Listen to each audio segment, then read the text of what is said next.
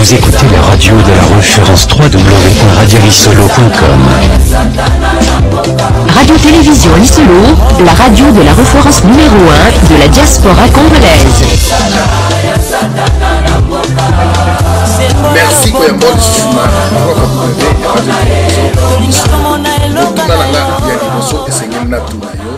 réaction na yo à propos ya bandeko oyo ba réagir na discours ya monsieur Etienne Tshisekedi wa Mulumba. Bandeko wana réaction na bango ezali mabete ezali malamu ezali ndeko bokecho na ndeko eso eloko nazali koboya kotelema na discours na bango ezali d'insulte d'injure à l'égard de ces pères de la démocratie Etienne Tshisekedi wa Mulumba.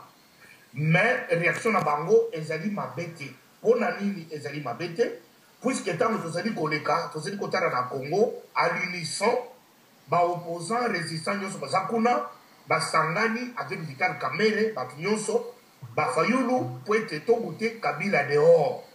Toyebi ke Etienne Tshisekedi apekisaka biso tokota na parlement te mais tokotaki tosalaki mutu makasi lokola bana mais na minute oyo tokosenga na papa bana bazongi basangani bacomprendre ke tozangana ensemble mpona kobute Joseph Kabila dehors. Papa Etienne kopesa Kabila beki te, kopesa Kabila souffle te, puisque pour cette fois-ci ou jamais, le 19 lundi, Kabila doit quitter le pouvoir. Yo olobaka na biso ke tolala pongia ba bébé tolala. Mais tolala lisusu te susu totelemi. Moi makasi ezongi. Papa na kosenga na yo, ozwaka raison pour cette fois-ci. Ndima raison na yo ekomato pour le peuple congolais osangana na balinga tobote Kabila dehors.